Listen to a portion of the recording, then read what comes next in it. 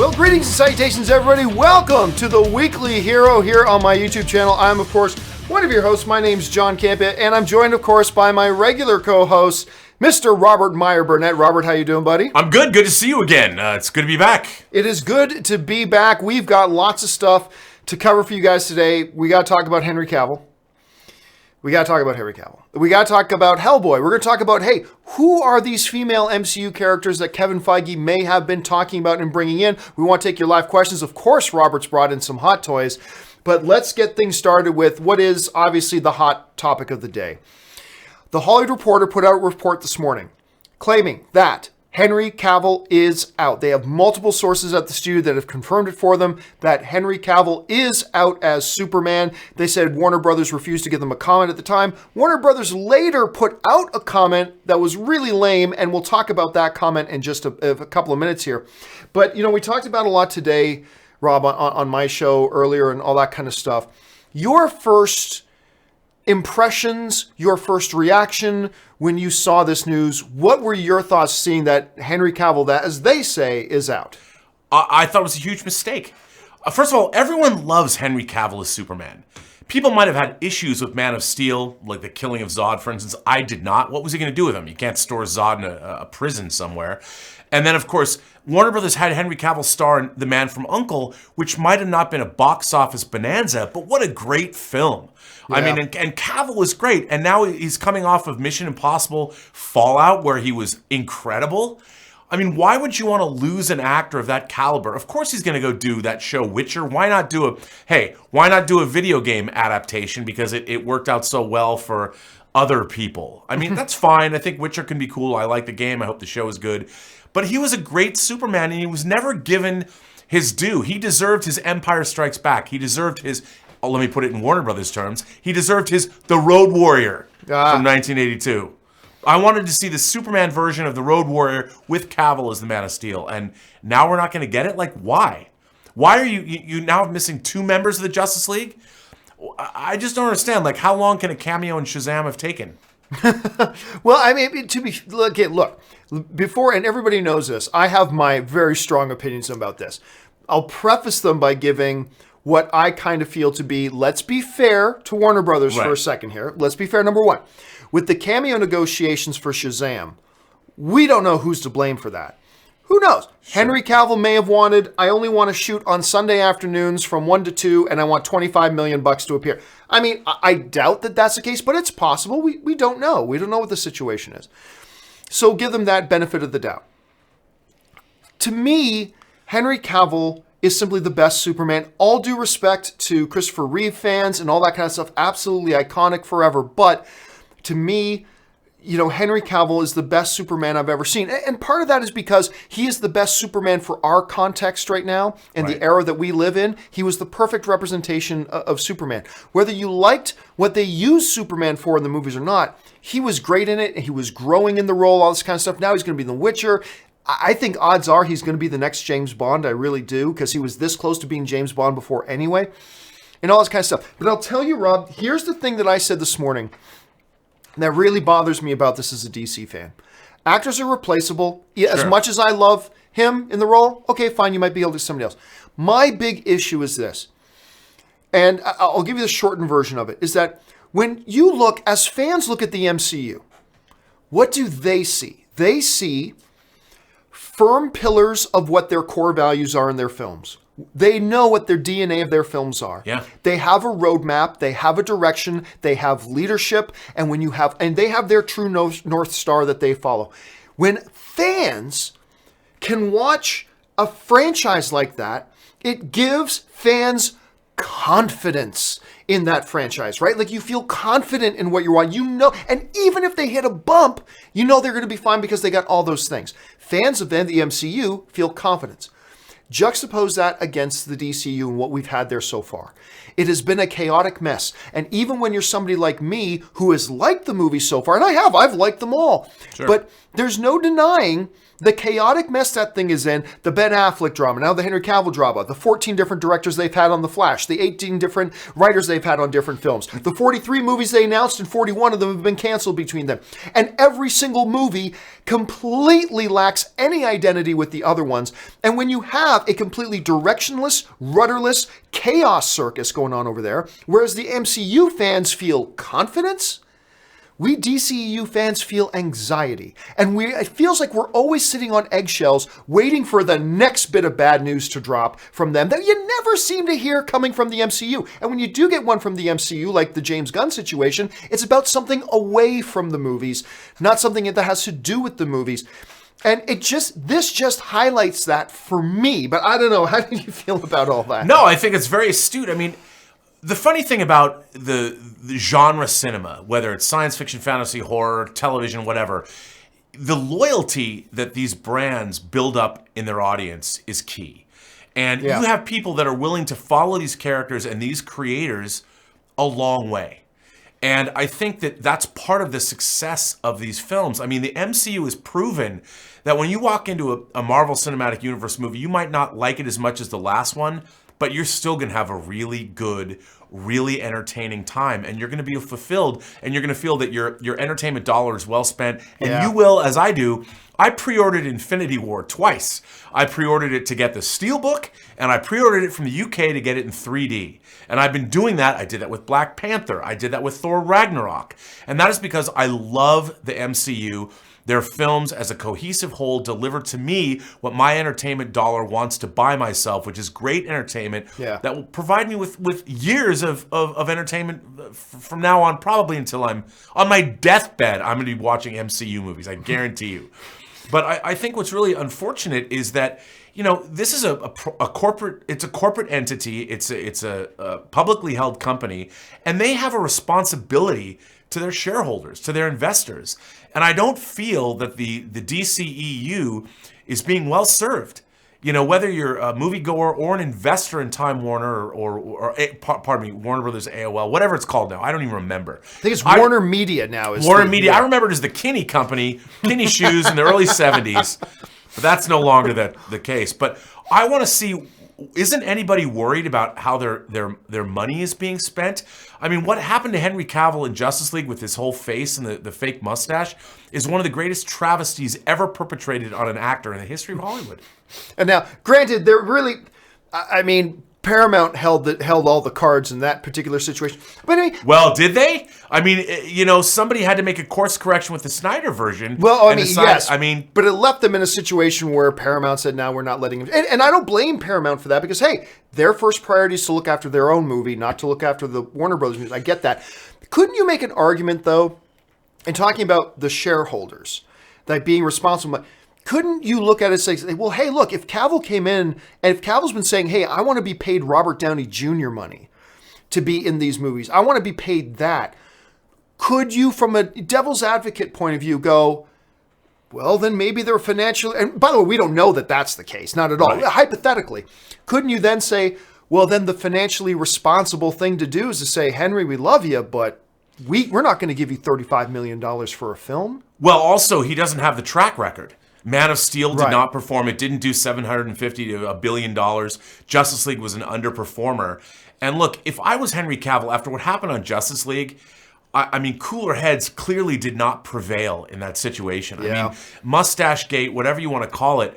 I know the opening shot of that film, we're in the uncanny valley with one of the most handsome actors who is on screen today, who has charisma to burn. Yeah. And to do that to an actor, you ruined his face. Yep. What does an actor have but his or her face? I mean, Meryl Streep has been an incredible timeless beauty since the 70s. You look at her now, her face has remained stunningly beautiful. You go back to Woody Allen's Manhattan and you go all the way to The Devil Wears Prada or the latest incarnation of Mamma Mia. Yeah. I mean, Meryl Streep has been beautiful for over 40 years on film. I like film. Mamma Mia, by the way. Yeah, I do too, and here we go again. But I just, you can't do that to your actor. And if anything, they should be paying him for the next 10 years for what they did to his face. But it's unfortunate. I mean, he was a great Superman, and that's what should have been of paramount importance to Warner Brothers. And you know what? Sorry. It compounds. You see, if this was all happening in a vacuum, all things being equal, everything else is vacuum, and then, some bad news about Henry Cavill. But it's compounded by everything else, in particular, the whole Ben Affleck drama, right? So now you're probably looking at, a lot of people disagree with me. That's fine. To me, Ben Affleck is my favorite Batman we've ever had because the Batman he portrayed, not in Justice League, but in Batman vs. Superman, to me, is the most true to the spirit of who the Batman character is. Agreed. And now we're looking at him gone, my favorite Superman of all time gone. But here's something I wanted to bring up. This is the response that Warner Brothers later put out. Warner Brothers put out a response to the whole report that Henry Cavill was no longer Superman. This was their lame-ass response. Here's what they wrote. Hey, Warner Brothers, is Henry Cavill out as Superman? This is what they said. While no decisions... I talked about this on Open Mic earlier today. While no decisions have been made regarding any upcoming Superman films, we've always had great respect and a great relationship with Henry Cavill, and that remains unchanged. But is Henry Cavill no longer Superman? While no decisions have been made regarding any upcoming Superman films, I didn't ask you about upcoming Superman films. I asked you, is Henry fucking Cavill still Superman or not? We've got a great relationship with Henry Cavill, and that remains unchanged. It's like the analogy I gave to it earlier was, it's like I went and asked my mom, Ma, are we having turkey or roast beef for dinner tonight? The sun shines warmly, even in the winter. Ma, what the fuck are you talking? I was just asking, are we having turkey or beef for dinner? The sun shines warm in the winter. To me, and I don't know if you interpret this the same way, I read that statement as a clear confirmation, to me at any rate, that the Hollywood Reporter report is accurate, that Cavill is out. And they are trying to offset the full blowback of this until after Aquaman hits theaters. They don't want this being... They want the story right now, understandably so. Warner Brothers wants the narrative to be about Aquaman, James Wan, Jason Momoa, this new underwater world. And now... the narrative's talking about Henry Cavill. So I get it. That's got to be frustrating. But you got to come out with a statement better than this. Like, when you read this, what was your first thoughts on the statement? Again, it's such a weird non-denial. I mean, you made a movie called Justice League. You know, you had Man of Steel, you had Dawn of Justice, you had Wonder Woman, you have Justice League coming out. Now you have Aquaman coming out. The Justice League is indelible. You know, it's the Justice League. You can't, now you've lost 2 of your Justice League members, but you're putting out more Justice League movies. So the question remains, well, what about the rest of your Justice League? Now you have half a Justice League? You're going to have a new Justice League? Are you going to mix and match? If Aquaman's a hit, they're going to make Aquaman 2. Yeah. And then, you know, where's Superman in all of that? I just think that, here's my problem. And I see this with a lot of these franchises now. The studios think that the franchises themselves are beyond their creative teams. Like, hey, you can fire whomever. But if you look at the franchises, and if you look not just superhero franchises, look at Breaking Bad. Fantastic show. Vince Gilligan, the creator, was on that show from the beginning. Yeah. Weiss and Benioff, they've stayed on Game of Thrones. Yep. You know, you've got these people. Who's been leading the MCU for over a decade? Kevin Feige. Why did Robert Downey Jr. stick around? Because he was working out well, and they pay him well because he delivers the goods. And now, who would have thought? Robert Downey Jr. probably thought, I'm not going to be playing Iron Man in 10 years. For 10 years. And yet, what does he do in his last movie? They haven't made an Iron Man movie in, almost 5 years? And yet Infinity War, which Tony Stark is a major component of, grosses $2 billion worldwide. I mean, I don't understand as a corporate business entity why Warner Brothers is not taking the lessons they should be learning from these other very successful franchises. I mean, well, look, and it comes down, you brought up a really interesting point here. And I think a lot of things, remember I was talking earlier about how you go to the MCU, you see direction, you see core values, you see a North Star giving you confidence. A lot of that comes from, and I'm sorry, people hate it when I bring up sports analogies, but it's true. When you often in any professional sport see a lot of upheaval, a lot of directionless, a lack of identity, it usually comes down to, you look at those teams without identity, without direction, I guarantee you've got a team that's changed GMs 3 times in the last 5 years and maybe changed head coaches 4 times in the last 10. It feels like every 6 months to a year, with the DCU, we've heard, no, now new leadership, now Jeff Johns is running things. Oh, hey, now Ben Affleck is a supreme executive producer over all our stuff. Oh, no, now they're gone, we've elevated this person. No, now Walter Hamada's here. And it's like, how can you ever establish it? And you raised an excellent point about how You look at Game of Thrones, same showrunners. You look at Breaking Bad, same showrunners who then carried over into Better Call Saul. And you look at the MCU, you got Feige. There's just been such a lack of overall leadership and direction that I believe, and now we're still talking about a Henry Cavill situation here, but I believe these types of situations happen because of that disorganization, because of that chaos they seem to be fostering over there. And they've been lucky to crank out some pretty entertaining movies, in my opinion. I still find them entertaining. But when you put out Justice League, that is your crown jewel, that is supposed to be your answer to the Avengers, and fewer people go to see it than any of your other movies, come on.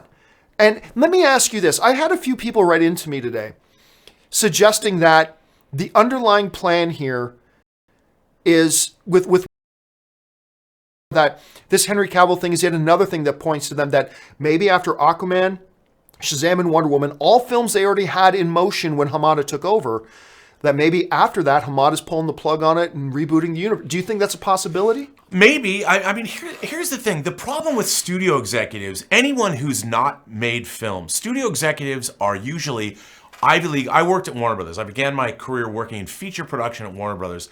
Everybody there was an Ivy League educated business school graduate. These are not people that are studying. Which we need people like that absolutely. in the movie business. Right, yeah. But, when I was there, Lisa Henson, Jim Henson's daughter, came out of Yale with a comparative mythology degree. She knew story. She was the one person that had to talk to all the comic book creators and everything that would come in. And here, the studio execs, they don't know how to make films, and they're not storytellers. But they're put in charge of all of this money. Now, Kevin Feige cut his teeth. He worked as a working producer on 13 Marvel adaptations before the MCU. Everything, and not all of them great. Not all of them great, but he saw what worked and what didn't work. But he worked in the trenches. And even if he wasn't directly in the trenches, he was watching how movies got made. He was on set. He was in the edit bay. He was speaking, for the people that were in charge of the money. And he learned on the job. He got the best on-the-job training anyone could possibly get. And that's why we have the MCU being what it is. Nobody at Warner Brothers is doing that. I mean, the unfortunate part about Ben Affleck, he's an Academy Award-winning screenwriter, and he's made 4 really good movies for Warner Brothers, one of which won a Best Picture. Yeah. I mean, that's an incredible track record. That guy, I mean, I understand he's also an actor and he's dealing with domestic drama and all of that. I get all that. But Warner Brothers should be supporting a guy like him who's a true filmmaker. Warner Brothers made their bones over the last 40 years by alliances with filmmakers. Kubrick was one. Yep. Clint Eastwood was another. Yep. I mean, Malpaso, Clint Eastwood's company, has been on the Warner lot for decades. Preach. Before that, you had Richard Donner and you had Joel Silver in the same courtyard. I worked for both of them. I worked on Free Willy and I produced The Hills Run Red for Joel Silver. I was a reader at Silver Pictures. I mean, there was a group of filmmakers that the studio had alliances with that they allowed to make these movies in partnership. They don't have that anymore. And that's what they're lacking. So I get, bottom line here is, this is not good for anybody. We'll see what happens with Henry Cavill. It breaks my heart, but also in the report saying that they didn't have any plans for another Superman movie for years anyway. And I'm like, that in itself is a mistake. You've got, like I had to stop. Like, first of all, the first time I read it, I kind of just read over it because I was still so, in that zone of Henry Cavill is no longer Superman. But then when I go back and read it again, it's like, time out. Like, really? No plans for another You have Superman, the granddaddy of all superhero characters, and you're not planning to do another one with him for years to come? Again, some people would say, John, that's because Hamada's planning on rebooting. If that's the case, fine, but I don't think that's the case. I just lean back and again, where is the direction? Where is the vision right now? The problem is you can't do a reboot when you've got Aquaman and Wonder Woman 84 coming out, because those are part of the Justice League as well.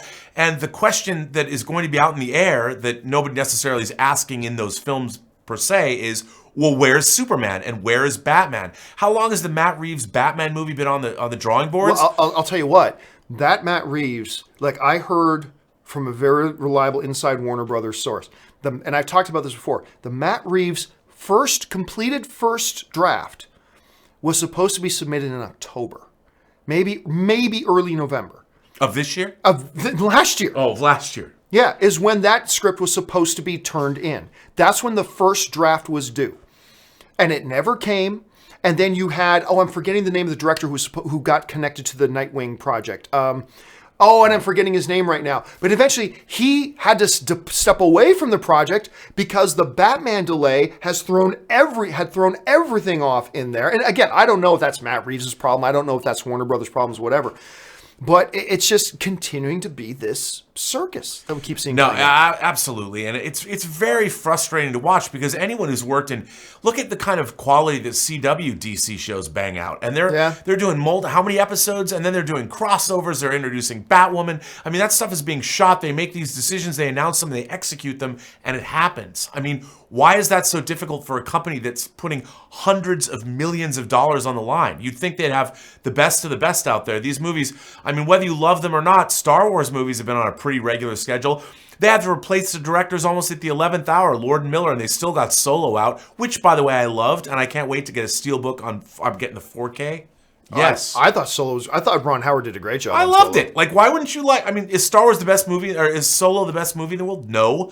But it was certainly entertaining. I mean, I really wanted Silverado in outer space. That's kind of what I got. Yeah, it really is. Silverado isn't the greatest movie in the world. It's not Unforgiven. It's not The Good, the Bad, and the Ugly. But it's a lot of fun, and so is Solo. All right. Well, listen, we could talk about this Henry Cavill situation all day. And by the way, tomorrow morning on the John Campea Show, one of the things we're going to be talking about is this other report that's coming out of Deadline that they are actually looking at Michael B. Jordan to play Superman. But we'll talk. We got to get more details on that, so we'll talk about that tomorrow. But let's talk about this. One of the big questions that's been floating around, quite often movie fans, particularly comic book movie fans, have very short patience wicks when it comes to, well, that movie's coming out in 3 years. Where's the trailer? Like, we are where's the trailer? Where's the trailer? And sure enough, over the past year, for the new Hellboy, Rise of the Blood Queen, people have been screaming, where's the trailer? Where's the trailer? And I keep saying, everybody relax. Come on, we still got... Studios put out trailers far too early anyway. Just relax, it's coming. But even this movie's coming out in 4 months. Even I have been going, yeah, where is the trailer for Hellboy? Rise of the Blood Queen. A lot of people starting to wonder, is this thing going to get delayed? Well, it was just announced this week that Hellboy, it is official, is going to have a panel at the New York City Comic Con, I believe on October 6th. Robert, my prediction is, to me, I think it's pretty clear. That means we're going to get a trailer on October. Am I safe in assuming that? I think 100%. You know, if you're going to New York Comic Con, you're spending the money. They know that's where they're not just going to drop footage and go, "Ooh, we're not going to show the public the footage we dropped of it." No, and you're not going to Comic Con to announce that you're moving release dates. No, they're going to announce it. I'm director Neil Marshall, who's a great guy. I can't wait to see his version of Hellboy. If you haven't watched The Descent, one of the great horror films of the modern age. My second all-time favorite horror movie, just behind American Werewolf in London. Oh, it's so good. Those are good choices. Those are great film. And, you know, he's a very talented director. Directed some of your favorite episodes of Game of Thrones, too. Blackwater. That's right, yeah. The Blackwater Bay episode. Of course they're going to have a trailer. Absolutely. 100%. Now, is there anything else they could be doing there? Like anything else that could be something other than a trailer? Like, can you think of a rational thing they could be doing in lieu of a trailer that would make any sense? No, unless they show scenes or clips. But again, only three. But when that panel happens, we're only 3 months out from the movie supposed to come out. Right. I would imagine. You know, it's Halloween month. It's Hellboy. They probably had a lot of visual effects they wanted to get finished because it's not. True. It's also not a $200 million movie. Right. You know, it's not like these other franchise properties. It's a little cheaper.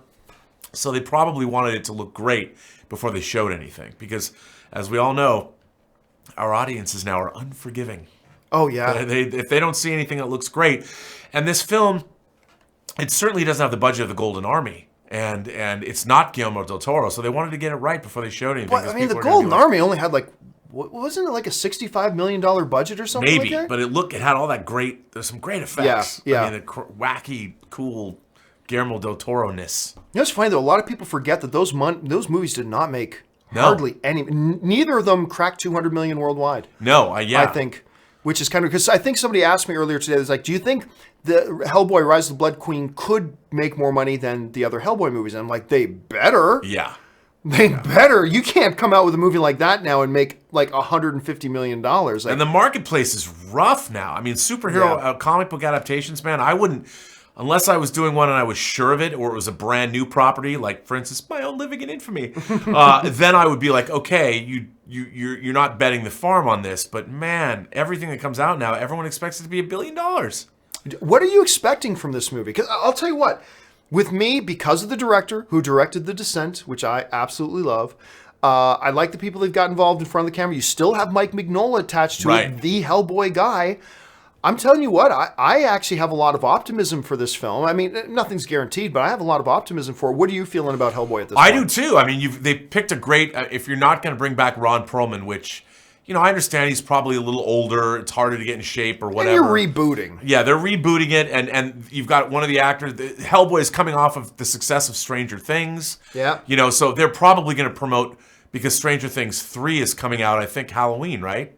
Doesn't it? Oh, I can't remember when it comes out. So they'll probably both be at the New York Comic Con, which is great. I mean, you can cross-promote it all. Yep. I want to, look, I just want to see, as I always do, I walk into every movie thinking, God, I hope this movie's great. I want to have a great fantasy, sci-fi, horror experience at the movies that I love. That's what I want. You know what I want? I want to come out of every movie wanting to own the Hot Toy figure from that film. And I have a Hot Toys Hellboy. Well, speaking of hot toys, we've come to that segment of the show for Rob's Toy Corner. Time for us to talk about it. And I'll tell you what, he's brought over something a little special today, something I'd never even heard of before, which is like one of my favorite things to see. Rob, tell us about what you brought in today. All right, well, this is a figure. This is a figure that has a long history if you're a geek. This is Space Pirate Captain Harlock. Space Pirate Captain Harlock. Space Pirate Captain Harlock comes from Leiji Matsumoto's manga of the same name. Space Pirate Captain Harlock was introduced to the world in Japan in manga form in 1977. And he had his first animated series, his first anime in 1978. And Leiji Matsumoto, he made Galaxy Express, 999. He contributed to Space Battleship Yamato or Yamato. He's created characters like Queen Emeraldis. He created Queen Millennia, and he kind of has this very loose continuity that they kind of reboot. But this Hot Toys figure is from the 2013 Toei CG animated 3D film Captain Harlock. Well, here, I'm not going to show it yet because you brought in, for comparison's sake, you brought in another figure of Space Pirate Captain Harlock. Talk about that for a second, and I'll bring him up on the screen here. Okay, I brought in, there's another toy company that I like from Japan called Medicom Toys, and they have a whole action figure line called Real Action Heroes, and they're much more anime-based. They're not as realistic as Hot Toys, and they did what they call their 6-scale, it's a little smaller, but their 6-scale Captain Harlock anime figure. This is it right here. So I brought in the Real Action Heroes, the Medicom anime version of Captain Harlock. This is the way he looks in most of the animated appearances that he's made over the years, in his 41 years actually 40 years in existence this year in animation.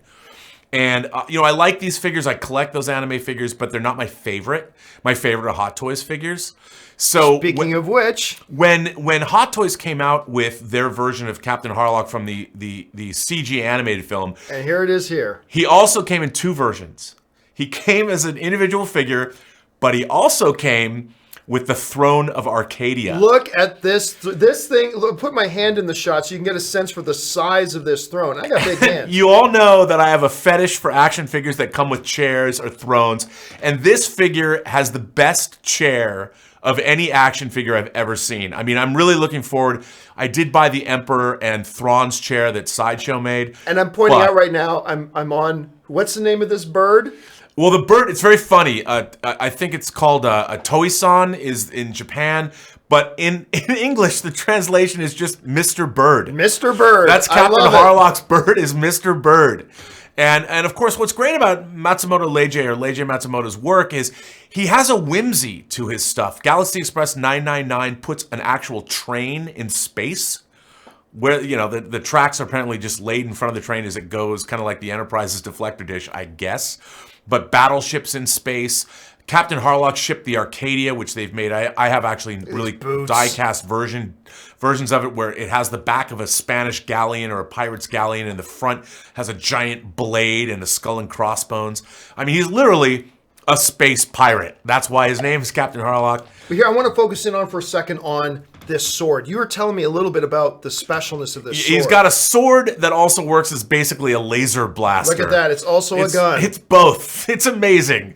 And he's just, I love old school anime because I grew up in the 70s and 80s, and I can't get enough of Leiji Matsumoto's work. And, he has a very steampunk analog vision, even though it's also kick-ass and awesome. By the way, you can get a 3D version of Space Pirate Captain Harlock on Blu-ray from Twilight Time.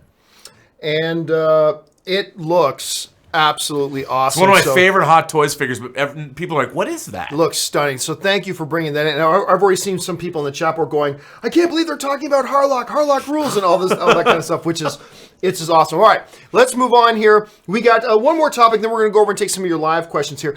So what we had here the other day, Robert, was Kevin Feige came out and talking a little bit about the upcoming Captain Marvel, which we're all looking forward to.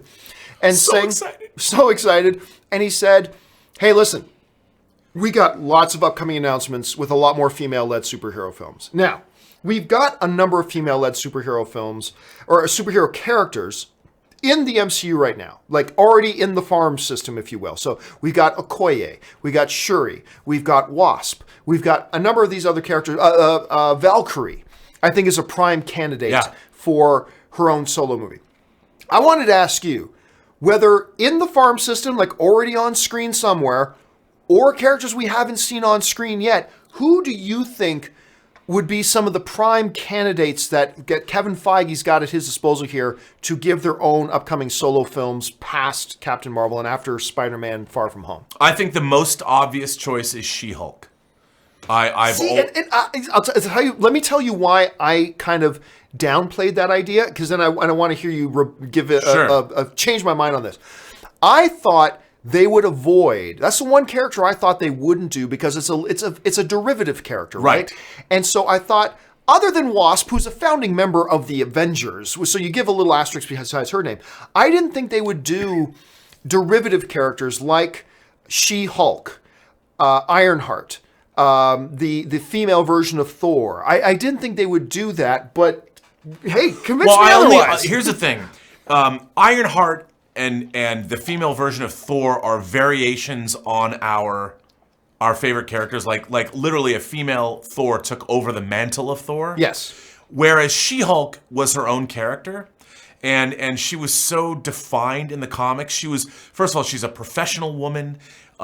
She's very sassy. And they could do a lot with her. Marvel has delved into different genres of movies. Civil War, or as we know, Captain America: Winter Soldier was a '70s conspiracy thriller. You've got a heist movie with Ant-Man. I think they could actually do sort of a career comedy, not like Baby Boom with Van Keaton, but they could actually delve into sort of the modern urban female comedy with a character like She-Hulk and have a lot of fun with it. And I think it could be, again, a different kind of a movie that appeals to a different demographic. This sounds silly to say, but Book Club, where you had three women actresses in their 70s doing incredible work. I don't know if Mary Steenburgen is that old, so I apologize, Mary. I am such a huge fan of hers. Oh my God, I've loved her since Time After Time. She's amazing. But I do think that She-Hulk could be a different kind of a movie, also not as expensive. You could literally do a film where She-Hulk is really the only fantastical element in it, and you could do, like I don't know what kind of a comedy it would be, but a comedy, like a Sleepless in Seattle with superheroes. Would a She-Hulk have to be CG? No, absolutely not. You think you could do a She-Hulk? I think they do effects? a She-Hulk the same way they've got such good, the way that they've already proven Gamora can be green. I think She-Hulk would be. But Gamora's no She-Hulk. Gamora's no She-Hulk. But what I'm saying is, you'd have to get an actress who did in fact get buffed up. I suppose, but I think it could be done. I think it would be great. And, of course, a lot of my favorite, one of my favorite female characters is a mutant, Storm, who gets married at one point to Black Panther. And are they going to bring mutants into does the Infinity War 2 or Avengers 4 reshoots have to do with mutants? Nah. Are they going to name check them? No chance. They get to change reality. Yeah, but I'll tell you why I believe there's absolutely zero chance. And nobody wants to talk about this part, but it's a very real part. Remember, this deal between Marvel and Fox is not done. No.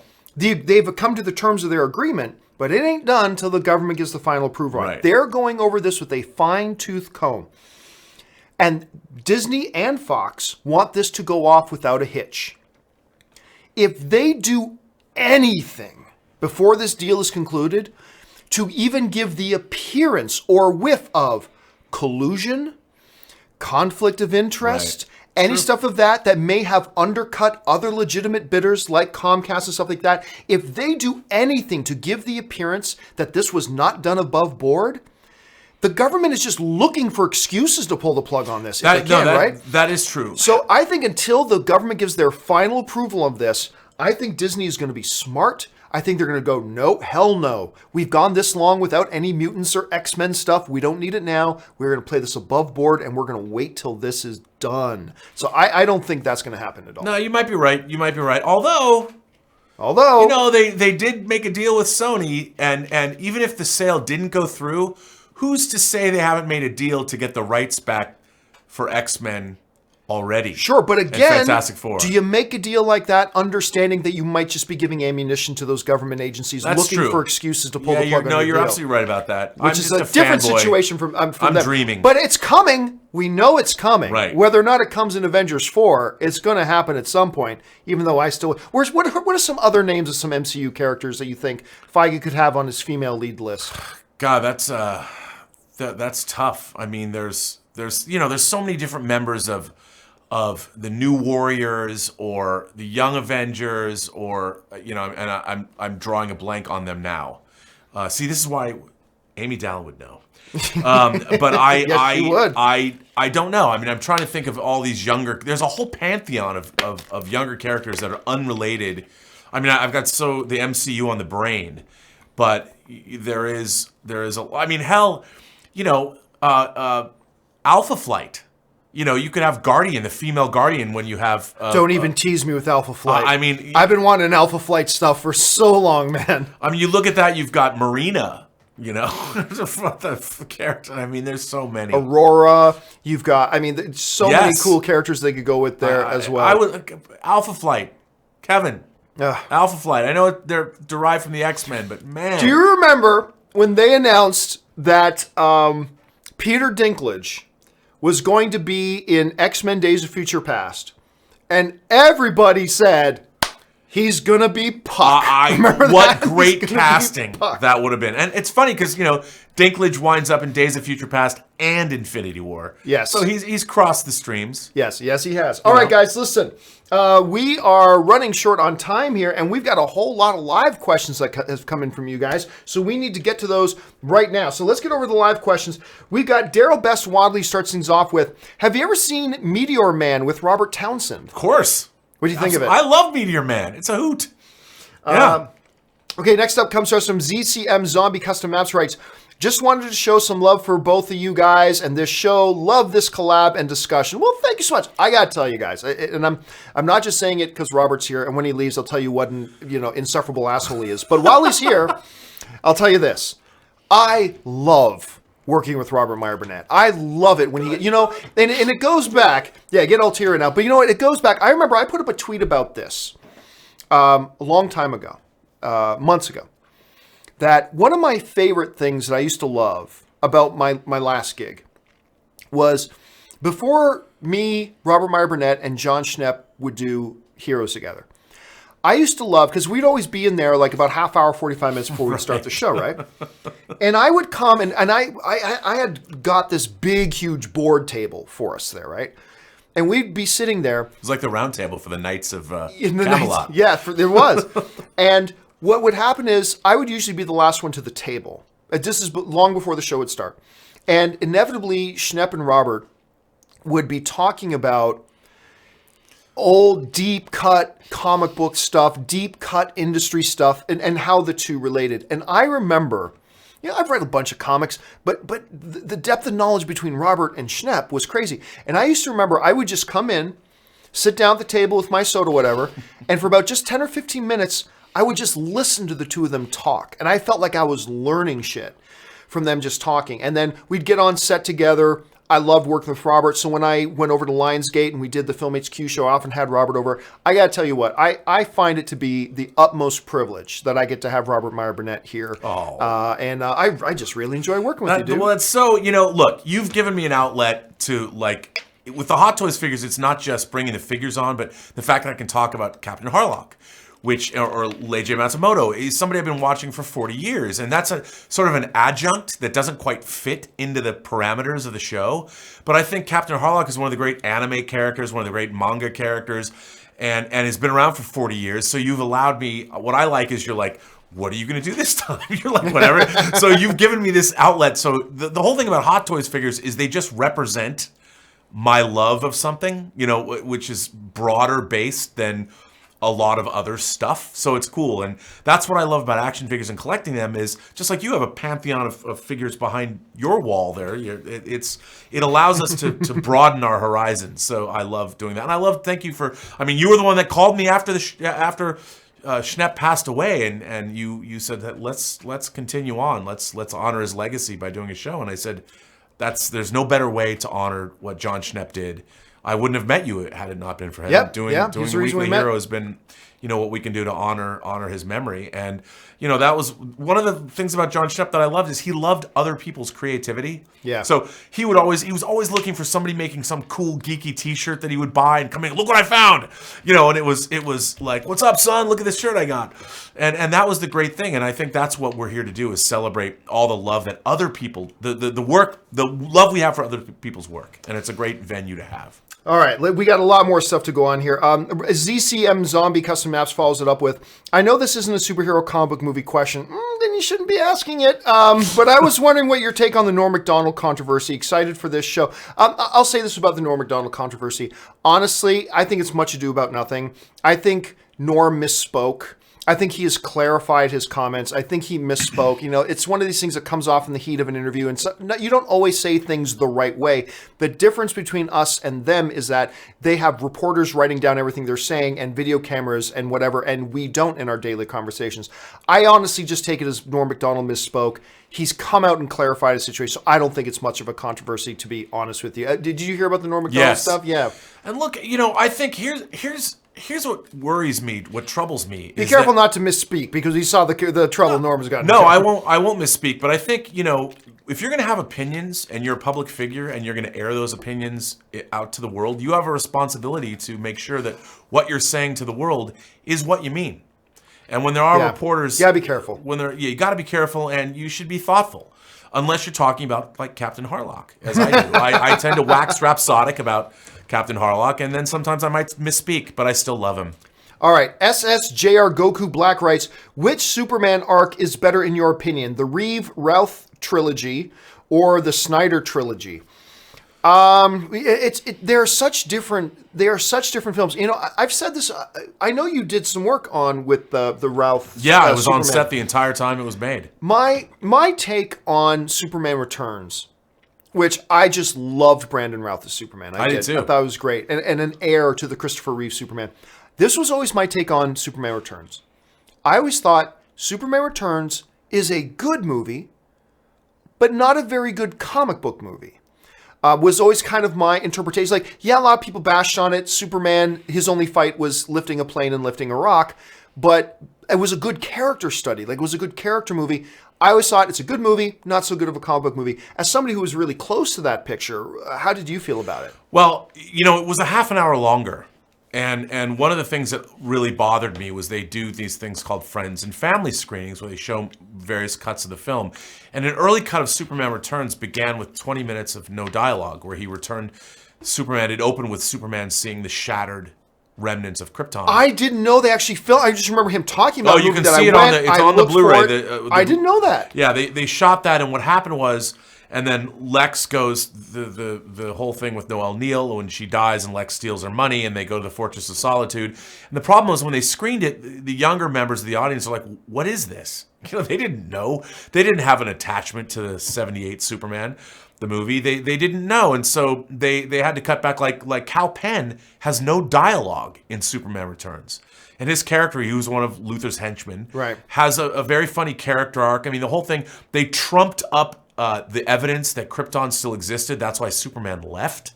You miss out a lot of the subtlety of Superman Returns. I don't know if that would have made it necessarily a better movie, but I'm actually in Superman Returns. You can see me for a split second. I'm a NASA reporter that's reporting when Jimmy Olsen and Clark Kent are in the bar. I had no idea. I'm in that. You hear my voice. You hear me talking, you'll definitely hear my voice. But I'm Ross Campbell, the NASA reporter. But, you can watch my 3-hour documentary, Requiem for Krypton, on the making of the actual physical production of the film on the Blu-ray. But I think the movie took a different meditation, a look at what the Superman character was. But I agree with you, John. I don't think it was a great comic book movie, but I think it was an interesting examination of the character of Superman. What does it mean? I love the moment when he goes, they're all looking for a savior, but they all cry out for a savior. And what's Superman to do?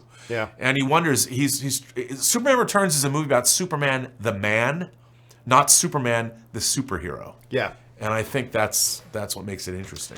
For me, overall, the best Superman movie to me is Man of Steel, personally. But if you're going to look at the strength of a Superman trilogy, I'll probably go with the Christopher Reeves, Ralph one. That's how I do it. How would you? I would too. I mean, I think it's unfortunately we don't have a conclusion to the Henry Cavill trilogy. But I think Superman 1 and 2, and then Superman Returns is very interesting. Yeah. I think it's a really interesting, strong... They do play as a continuation on it. They do. Yeah. And I like them. All right. We got to keep going here. ZCM Zombie Custom Maps asks, out of the movies presented at TIFF, which movie are you looking forward to the most? Again, this is Heroes, Weekly Heroes. Well, wait a minute. Questions about heroes, questions about superheroes. What do you One of the greatest American heroes ever, Neil Armstrong. First Man, I can't wait to see. I'm a huge space nut, and don't talk about, we never landed on the moon. We landed on the moon. You can buy a powerful enough telescope and see the landing sites. You can look at them. But he's one of the greatest heroes of my life, Neil Armstrong, since I was a little kid. July 20th, 1969. I can't wait to see First Man. And First Man is the one for me as well. Okay, ZCM follows up. Spider-Man 4 PS4 yet. I haven't got my hands on it to play it, but I went over to my buddy Ryan's place the other day, and he bought the Spider-Man version PS4 with the Spider-Man logo, and I watched him play for a while. Looks really, really cool, and everybody's just raving about this game. Have you played it? No, and I'm dying to. And I want to get that PS4 version. I want to get the PS4, the Spider-Man PS4. I can't wait. I mean, Yuri Lowenthal is a friend of mine who plays Spider-Man. He did all the Spider-Man motion capture. He worked on that game for 4 years. Wow. 4 years they made that game. Took him to make that game. All right, John Walkden writes, if the gauntlet is in working order in Avengers 4, and I don't think it is, could we see somebody else wield it? Possibly Hulk. He's due an epic movie payoff when he returns. Well, the Russo brothers, first of all, when we all saw the movie, we saw, after the snap, the gauntlet was pretty much wrecked. And then when you watch the Blu-ray, the Russo brothers on their director's commentary said that the gauntlet itself is now irreversibly damaged. It's permanently, that was the word they used, permanently damaged. Now, whether it's permanently damaged to the point that it can't do anything at all, now it's a paperweight, or whether it can still wield a fraction of its power, I don't know. But I feel like they did that to not have anybody else wield it. I don't think we're going to see Thanos wield it, to be honest with you, the way the Russos were talking about. What do you think kind of direction they're going to take with that thing moving forward? We can always have Peter Dinklage forge another gauntlet. But and there was one. He's got the mold. Or did he break the mold? I don't know. I don't remember. I can't remember either. I can't remember if the mold is still there or if he broke it. But it's almost like S.R. Haddon in the movie Contact, which is another great friend of mine. Another friend of mine, another great movie of mine, another favorite movie of mine. I love when he says, why make one when you can build two at twice the price? I mean, maybe there's another gauntlet around somewhere. I don't know. But no, I think it's pretty much wrecked. The real question is, what about the Infinity Stones?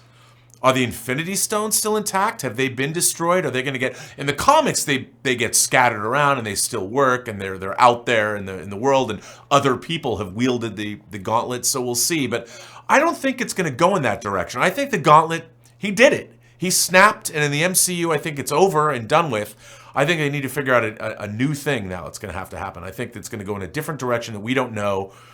That time travel is going to be involved. It's going to have a lot to do with different time periods, and I hope they bring in Kang the Conqueror, one of the great time traveling villains in the MCU. That would be cool. All right. Micah T writes, my friend and I were talking about how Marvel should scoop up Henry Cavill. Mr. Fantastic, Wolverine, Magneto, the possibilities are endless. Well, I mean, yes, but the thing is, there are many, many, many, many, many, many great actors out there. And I know we recognize Henry Cavill as Superman, as a superhero, but, he's got Witcher coming up really soon. I think he's the odds-on favorite. By no means a lock, but he's, to me, the presumptive favorite to be the next James Bond. He's going to have a lot of other things he wants to do, and a lot of other actors can play those roles. But listen, if Kevin Feige were announced tomorrow, hey, yo, I hired Henry Cavill, it would be seen as a major, major coup. I don't think they need to do that, though. I don't think that's what's going to happen. But I don't know. What do you think? Yeah, I don't see that as happening. But it might. I mean, actors can play. Look at Chris Evans. Yeah. How many superheroes has he played? Peter Dinklage. I mean, you can cross the streams. You can play characters in various. Actors are actors. Great actors can inhabit any role, I think. But I don't see that happening. You know what? I'd still like to hold out for one more Superman movie. His definitive. I would love to see a movie just called Superman. Yeah. Not Superman the movie, just Superman. Jeff Jones writes, my all-time favorite comic is The Darkness by Top Cow. Do you think we will ever get a movie? I'm not familiar with it myself. It's pretty good. I mean, yeah, it's a cool, great art, cool character.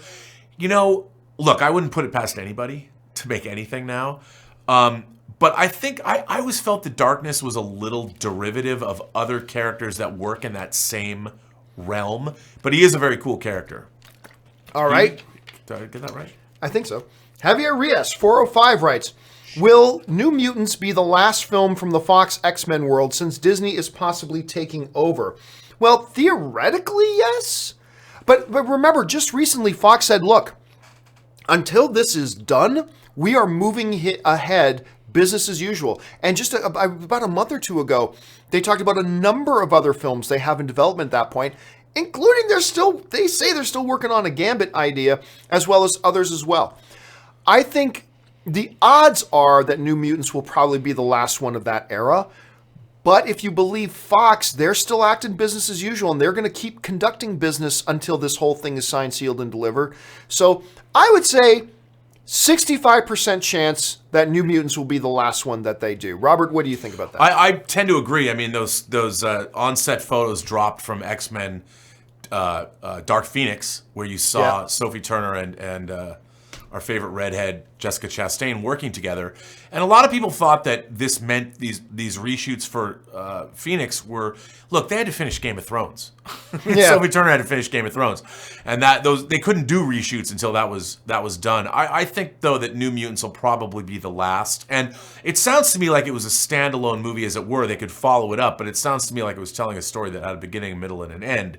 So I think that'll probably be the last. I mean, New Mutants and Dark Phoenix, that's not a bad way to end Fox's if it is. Mutants reign. I mean, you're looking at almost 20 years of Fox Mutants. Julius Goodwin writes, for the whole Cavill situation, as from Etrigan said in Flashpoint, behold, their final mad disgrace, they chop their noses to spite their face. It does seem applicable to the scenario. Yeah, especially what they did to his face. Especially with what they did to his face. Yeah, yes. It's really terrible what they did to him in Justice League. It's really terrible what they did to Zack Snyder, quite frankly. Ben Rayner writes, John, I was dying when you made that chicken or beef analogy out of the Henry Cavill WP response.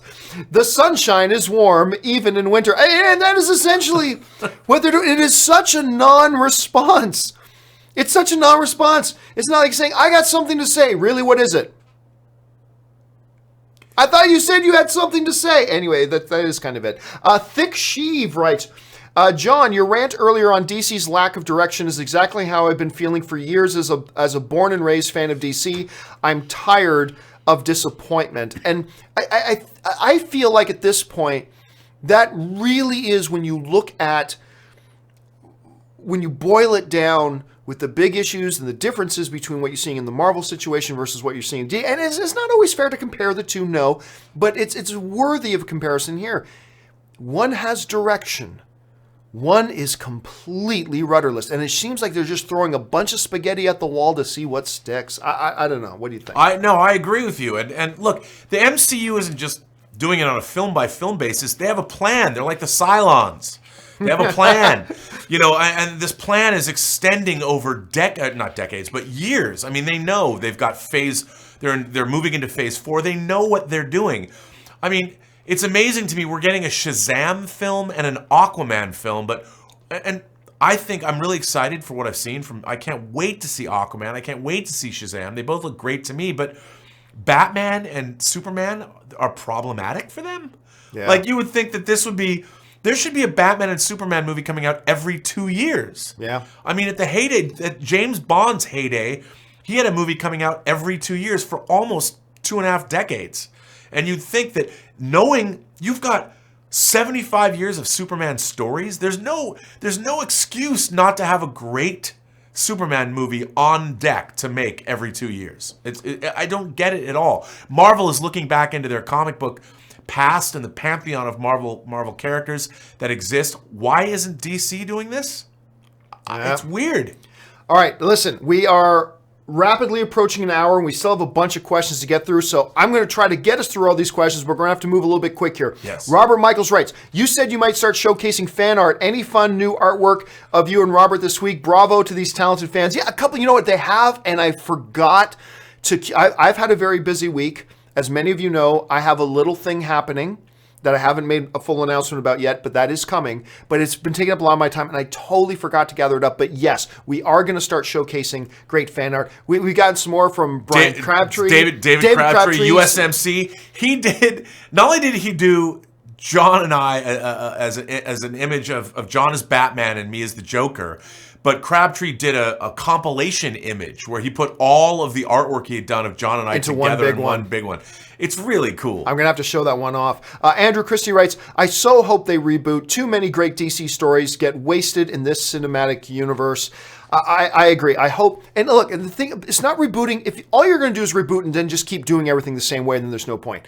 Reboot as an opportunity to say, we are starting from square one with this as our North Star, this is our direction, and we are going to do things in a cohesive, pure DNA way moving forward, and I really hope they do. So I'm thinking, look, Rob, what I've said for a long time, rebooting isn't the only way to succeed. No. But I believe it gives them their best chance to reset and succeed. So I don't know if you feel the same way about that. Well, I don't think they're going to want to reboot and get rid of Wonder Woman. You know, they're not going to... Gal Gadot is great as Wonder Woman. I think Wonder Woman 84 is going to be a hoot and a half. And I'm really looking forward to Aquaman. And if they work, you know, they'll be great. I mean, again, every movie should be taken on its own merits.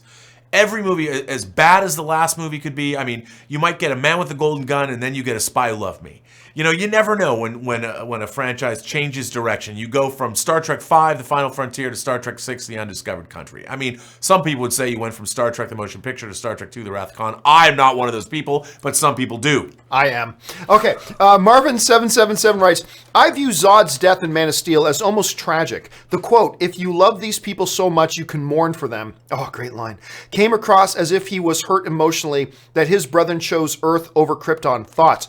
There is so much brilliance in Man of Steel, and the way they conducted the character of Zod is no small part. There's a part of Zod, this great military general, for all this, who, even in his treachery at the beginning, was because at his core, as all good villains, thought he was doing the right thing to try to save his people, and at the end, confronted with the son of a man he respected, the son of Jor-El. To see him choose these other people, there are so many layers to that performance, and the performance Michael Shannon gave to that, I thought was great. I could wax poetic about Man of Steel all day if you let me go off on my rant.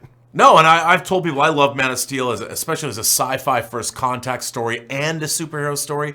I honestly don't know why people don't like it. This whole weird collateral damage. I mean, we've never seen... Man of Steel has the most realistic portrayal of what would happen if superheroes were fighting in an urban environment that I've ever seen. This idea that Superman is supposed to save the world. He does save the world, but he can't prevent all that collateral damage. When buildings are falling, he can't be everywhere at once, especially when a murderous thug who's bent on humanity's destruction is out there flying around Metropolis through buildings. Yeah. Let's see here. Hayden Burke writes, what do you make of Cavill's Instagram post? I have not watched his Instagram post yet. He put up a post a little bit earlier today, 2 hours ago, and he's wearing, it's a little video, he's wearing a t-shirt that says Krypton Lifting Team, which is great to see. So I haven't watched it yet, so I'm going to have to watch that one just a little bit later today, unfortunately. So, next one. Devontae Swing writes, did you see that Henry Cavill just responded to all the recent claims of his exit? Your thoughts? Again, I have to watch it. You know what? I'm going to just bring it up right now. And I'm going to turn up the audio on it, so maybe you guys can hear it. Yeah. Okay, here we go.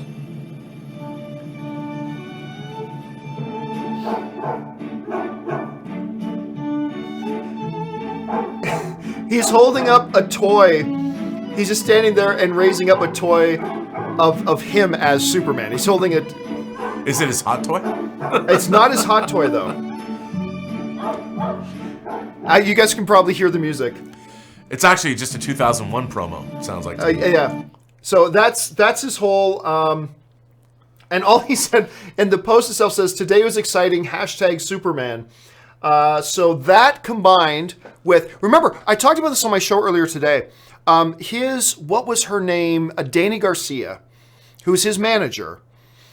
She put out a tweet. I don't know if you saw it or not, but she put out a tweet after the Hollywood Reporter story came out saying, calm down, everyone. The cape is still in Henry Cavill's closet. Don't worry. There's a statement coming from Warner Brothers later today. And the statement was, we really like Henry Cavill. Like, completely non-definitive on that. And honestly, look, I've said this before. I will say this again. This harkens back to Ben Affleck at Comic-Con, not this last one, but the previous year at Comic-Con. Remember, the Hollywood Reporter story came out saying Ben is out as Batman. Warner Brothers could not have that be the story going into Justice League coming out. So what happened? Ben Affleck got on stage at Comic-Con and went, I'm Batman! I love being Batman! Being Batman's the best! And he famously said, I will get on my hands and knees and play an ape for Matt Reeves, an allusion to Matt Reeves' Planet of the Apes stuff. Oh, yay, Batman! Right? It was all BS. Because just then weeks before the movie comes out, I'm looking for a way to segue out. Are you going to be in Batman again? I don't know. We'll see. When it was all out, I guarantee you, Warner Brothers does not want the talk going into Aquaman about losing their Superman. And I think you're going to get some support, like Ben Affleck supported them in their PR thing. I think you're going to get Henry Cavill's not going to say anything. I think all this kind of stuff. And that's why you're going to get these tweets from Warner Brothers saying, we don't know what our plans are for future Superman movies, but we really like Henry Cavill. I mean, it's... here's what I don't get. Why don't they just fast track a Superman movie, get Chris McQuarrie to write it? He was writing Mission Impossible Fallout as they went along. You get Chris McQuarrie to write and direct. You have Tom Cruise play the villain, kind of like the way he played Lestat in Interview with a Vampire. You had Brad Pitt and you had Tom Cruise in Interview with a Vampire, which, by the way, I really liked. I was going to hate that movie because Lestat's one of my favorite characters in genre literature. But you get Tom Cruise to play the villain. You get Henry Cavill to play Superman. You get Chris McQuarrie to write and direct it. And I'm sure if you said, Chris, we need that script by December 31st, he would get it done and they'd make a kick-ass movie and they could be in pre-production in January. Go make that. Why not? Unless Walter Hamada's already planning on rebooting after Wonder Woman 94 or 1984, which is possible, I suppose. All right. I'd love to see a Chris. And by the way, do you notice that Henry Cavill in his post is not saying, no, I'm not out as Superman? He didn't say that. No, he didn't. He said, nope. And they're going to play this game to try to make it shroud it in uncertainty so the focus stays on Aquaman. But what I hate about that is they just are lying to their fan base. But without lying. Without lying. But they're not directly lying. It's just so weird that everybody plays this game. Why are the fans the downtrodden people that they figure they can lie to? Look. Warner Brothers, the MCU doesn't lie. Yeah. They just hold things back and MCU bring us joy. The MCU never has anything to lie about. No. I mean, that's the thing. And look, let me play devil's advocate. I sympathize with the position Warner Brothers is in because you've got this movie coming out. When all's said and done, you've probably put $250 million into when you count the production and the marketing of it with Aquaman. You want the story to be Aquaman. You don't want the story to be about what we're talking about here today, Henry Cavill leaving. You've got to... But they made it the story. Oh, no, I understand. But, I said this last year and a half ago, the day before that infamous Comic-Con panel where Ben Affleck came out and said, I'm Batman. I did a video and I said, ladies and gentlemen, tomorrow is the Justice League panel. They are going to deny this Hollywood Reporter report. And I said this, they have to, and it's the right thing for them to do. And as hard as it is to say that pretty much deceiving your audience, it's horrible to say that deceiving your audience is the right thing to do. But the reality is they needed Ben Affleck to come out and say, I'm Batman, because they wanted everybody talking about how great Justice League is going to be. It hurts to say that, but from a business point of view, you kind of got to do that, don't you? But you know what? I mean, from a business point of view, they need to start thinking, look, movies are product. Yep. Just the way Apple sells iPhones and computers, movies are product. And if any other company, publicly held company, treated their upcoming product releases the way certain studios like Warner Brothers treat their movies, the CEOs of those companies would get replaced. If you had this kind of public controversy happening, it only matters because the geeks are paying attention, right? The general public isn't paying attention. Right. But it seems from a business standpoint alone, it just seems irresponsible that they just they're not good stewards of their own company. And if it was any other business, they get new people in there to handle it and make the widgets properly. All right, we got to keep moving here. We got caught up on that. That was my fault. Andrew Christie writes, do you think Warner Brothers are saving face so it doesn't potentially hurt Aquaman and Shazam at the box office? Wonder Woman 1984, I think, is safe. Oh, yeah, that's exactly what I think is happening. They are trying to save face by deflecting. They're not saying the report is true. They're not saying it's not true. Henry Cavill isn't coming out and denying the report, blah, blah, blah. It is all about diffusing the situation, at least until after Aquaman is done. I completely believe that. All right, Jeremiah J. writes, if it's true, losing Cavill and Affleck is the only reason I stuck... if it's true, losing Cavill and Affleck is the only reason I stuck with DC. Gosh, this sucks. It does suck. And I'm telling you what, the reason I've cried so much about the Ben Affleck thing is because I think he's perfect for Batman. When everybody else in the world was laughing at Warner Brothers for casting Ben Affleck, John Schnepp and I got on 15 minutes after they made the announcement, and we were one of the only ones online going, this is brilliant. This is great casting. This guy understands Batman. He's built a Batcave in his house. He knows the character. He's passionate about the character. Yeah. He's one of the best filmmakers in the business. He was supposed to write, direct, and do it, and I'm still dying for that, and that's why I'm so butthurt over the whole thing. Henry Cavill, I've been the biggest champion for Man of Steel since day one. I love that movie, and it breaks my heart. Breaks my heart. But you know, this kind of thinking, I want to object. First of all, I want to say thanks for watching the show and everything, but I object to this kind of thinking going, I'm done with DC. Why? What if Aquaman's great? Yeah. James Wan is a world-class filmmaker. He's made so many great movies. I mean, he had The Nun, which is the third or the second Conjuring universe movie to get made or something. He didn't direct The Nun. No, he didn't direct, but it's in his Conjuring universe movie. It's part of his thing. I mean, you know, James Wan brought us the Saw franchise. He worked in the Fast and the Furious franchise. I mean, James Wan is a world-class filmmaker. Don't hate the players, hate the game. Yep. You know, and just because one movie is bad or you don't like a decision that was made with Batman and Superman, don't let that impede your enjoyment of Aquaman or Shazam or Wonder Woman, because there's really talented people busting their ass to bring you those movies. Yeah. And go support them. If you love them, go support them. Judge each movie on its own merits. Yes. Somebody's asking me about, like, I don't even want to watch Aquaman, and I said to somebody earlier today, well, James Wan has nothing to do with this Henry Cavill situation. Nope. Let's watch the movie and judge it on its own merits. And maybe it'll suck, maybe it'll be great. Here's one for you. Alexander Wilson writes, Robert, how do you think the exit of Les Moonves will affect Star Wars? Star Trek. Okay, I'll tell you something. Les Moonves was one of the greatest enemies of Star Trek that there possibly could be. And Rick Berman, I will say this, Rick Berman told me a story that I don't think I can tell Then don't. out loud, but I won't tell it. But about something Les Moonves wanted him to do in terms of one of the actors on Enterprise, and Rick Berman said absolutely not. And because Rick Berman defied Les Moonves basically never allowed his projects to be greenlight and basically forced him into an early retirement. And if you read what Linda Bloodworth Thompson wrote in The Hollywood Reporter today, she was one of CBS's greatest show creators. She wrote an incredible, scandalous, just scathing article about how Les Moonves ruined her career for 7 years. One of the most successful CBS showrunners there were. I mean, that guy, what a piece of work. But you know what? He's richer than God, so he'll be fine. Levi Road writes, thoughts on Black Lightning, great villain for me. I am honestly, there were several really good comic book shows that launched this year.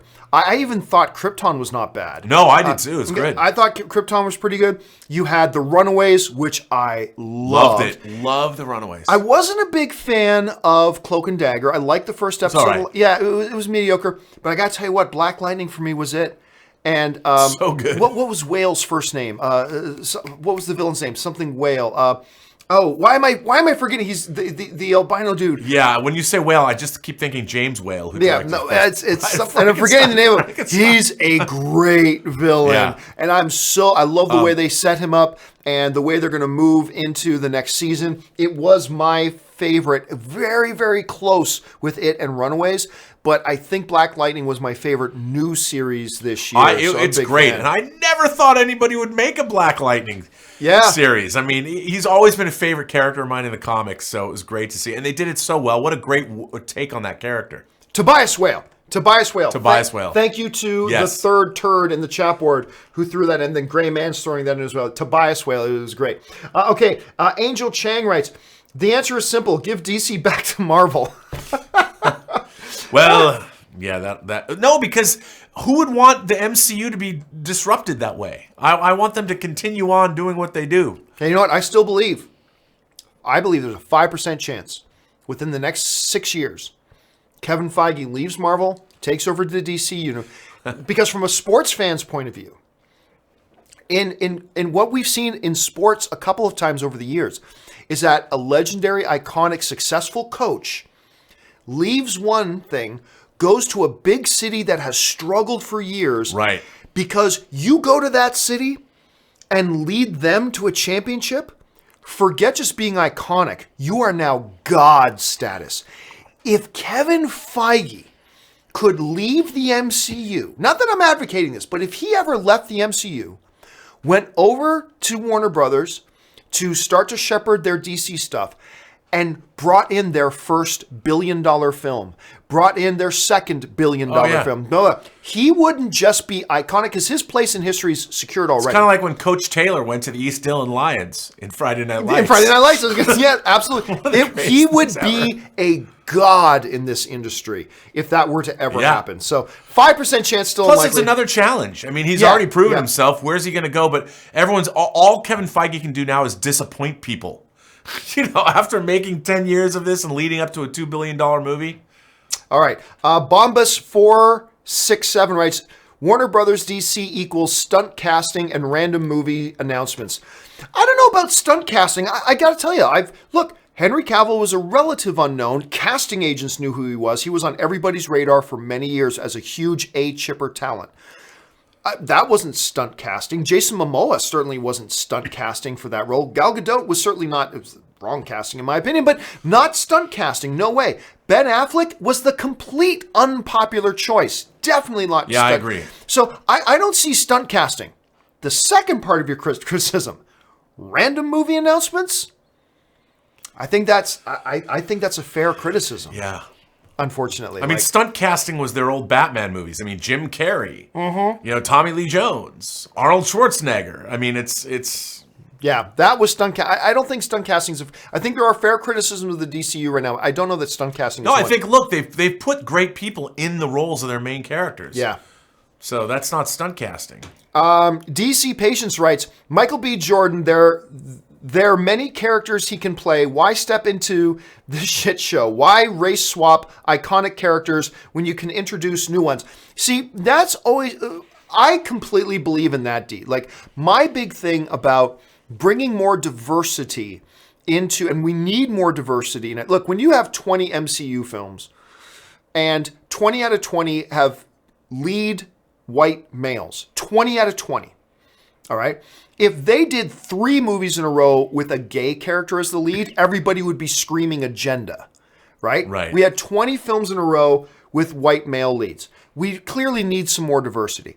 I always believe, like you do, D, that the first option we should look at, like a quarterback, he's got 4 receiver options, option 1, option 2. I think the first option should be introducing new characters we haven't seen yet. A secondary option is maybe doing a revisit or reimagining of the race of a certain character. I'll say this about the Michael B. Jordan rumor. I'm going to talk about this more on the John Campea show tomorrow, but I'll just say this. There are certain characters who, at the core of the character, there is some reliance on what the race of the character is. I believe there are some white characters that them being a white dude is kind of core to the understanding of who the character is. I believe there are some black characters that them being black is an essential core thing to who they are. Like T'Challa. T'Challa has to be king of Wakanda. He's got to be a black guy, right? I believe there are some characters that at their core identity needs them to be an Asian character. But I also believe there are many characters that their race or their ethnicity plays no part in the core DNA of who that character is. And I will say this, Superman to me is one of them. Superman is not Caucasian. He is an alien being from another planet. Him being white has nothing to do with his character. Now, he's always traditionally been a white character, all other things being equal. I would cast a white guy to play too, yes, but if they decide to step outside of those boxes and cast a black dude, guess what? Superman ain't white anyway. He looks white in our traditional understanding, but he isn't. He's not a Caucasian. He's an alien from another planet. And therefore, while I myself would probably cast a Caucasian to play Superman, I got no beef with anybody if they did wanted to cast a black actor to play the role, because it doesn't matter to the core essence of who the character is. Michael B. Jordan aside, how would you feel about if they suddenly announced tomorrow that they're getting an African-American actor to play the role of Superman? Well, I tend to think, like you do, that race doesn't matter, especially when you're dealing with an alien character. Right. However, would that serve... My whole thing is it going to serve the story that you tell? Because you can't change the race of that character, who's traditionally been a white dude for 75 years, and then not have a commentary on race in the character. And I think then does that become an impedance to the character? I mean, are you going to have to address racial issues, which you're going to have to, because the race of the character changing suddenly brings race to the forefront of that character? And is there going to be something that we need? I mean, I think a lot about the idea of representation, especially racial representation in films today. Like, I grew up watching a lot of Asian cinema. Right. And when Crazy Rich Asians comes out, everyone talks about, oh, it's great representation. Well, it's great representation in America. But if you grew up watching genre cinema like Japanese science fiction movies or Chinese martial arts films or whatever, I watch movies like one of my favorite actors ever of all time is Tony Leung. Mm. You know, and I love him. I love him whether he's opposite Chow Yun-fat in a John Woo movie or if he's in a Wong Kar-wai movie. You know, but we in America don't watch those movies. Like, traditionally, people don't watch a lot of Asian cinema. So racial representation, when was the last time you guys all watched a Bollywood movie?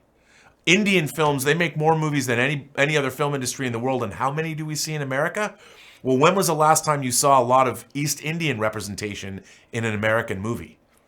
Yeah. Not a lot. I will say this, though. Like, we've seen race changing without there needing to be. For instance, one of my favorite examples is the late great, I miss him, Michael Clark Duncan, Oh. playing Kingpin, right? He was just Kingpin, because being Kingpin didn't need to be white. Right. And he was great. I loved him as Kingpin. I loved him as Kingpin. I loved his voice. Oh, yeah. I just loved his voice. Oh, such a good voice. So I think it depends on the character where you go. Look, it suffices to say, it's not an easy topic, but I do tend to agree with you, D, that we shouldn't look at should be the first option, and then maybe there are some characters that could use a refresh, sure. But I agree with you, D. I think going to for new characters is the first step. And also, but I, just to follow up on that, I do think that, a great actor is a great actor, whether they're yellow, green, blue, black, red, whatever. A great actor is a great actor, and I think a great actor should be allowed to play whatever part they can get. Right. Because who knows what they're going to do with that part, and isn't it exciting to see what might happen? It could be classic. It could be one for the ages. I mean, remember, Morgan Freeman in Shawshank Redemption was written as a white man. Yes, he was. Yep. But the race of the character wasn't core to who it was, so they were able to get in Morgan Freeman, and history was made. And why do they call you Red? Maybe it's because I'm Irish. That's my answer.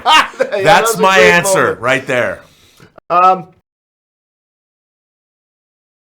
Female. Like, I was thinking they could do they can't do the Defenders because they've already done that on TV, but maybe they can have an all-female Invaders. That was a team from a while ago in the MCU, but not in the MCU, in the Marvel Comics universe, and make it an all-female team. I'd love to see that.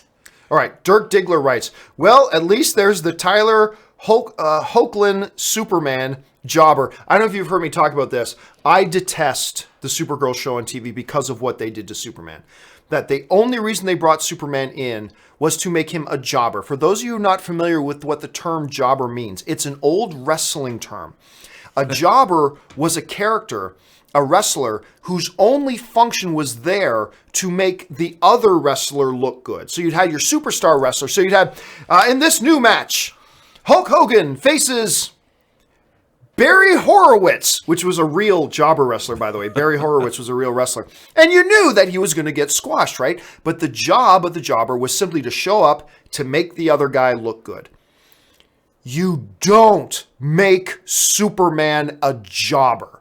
And the only reason they brought him into the Supergirl universe was to make Supergirl look good, to make him lose to Supergirl, to say, oh, Supergirl, you are Earth's hero. Just imagine this for a second, Rob. Imagine if on Arrow, they brought Batman into Arrow, strictly to lose into a fight a number of times to Arrow and have Batman goes, you, Arrow, are the true hero of the night, not me. You are Arrow. And they had Batman jobbing to Green Lantern. How pissed off would we be? And I've been incredibly pissed off at CW, at that Supergirl in particular, that you do not do that to one of the two most iconic superheroes of all time. To me, it's incredibly disrespectful to the character. It's incredibly disrespectful to the fandom. And I hated what they did with them. And it's too bad because this Tyler kid's actually a pretty good actor. I just hate what they did with him. Well, I don't disagree. A jobber. I like that. All right. Final question of the day. And it comes to us from, let me get him on screen here. Alex Bose writes, Thomas Boudouin, a French-Canadian actor, recently said in a Francophone interview that he had been approached by Warner Brothers in DC. Could he be replacing Henry Cavill? I think that's a giant leap.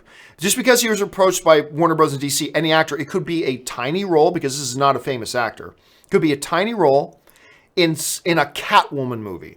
I think it's far too much, because I've seen this happen before. There was an Asian actor recently who was approached and said, hey, I had talked with Warner Brothers, and everybody started, is he the new Batman? Is he the new Batman?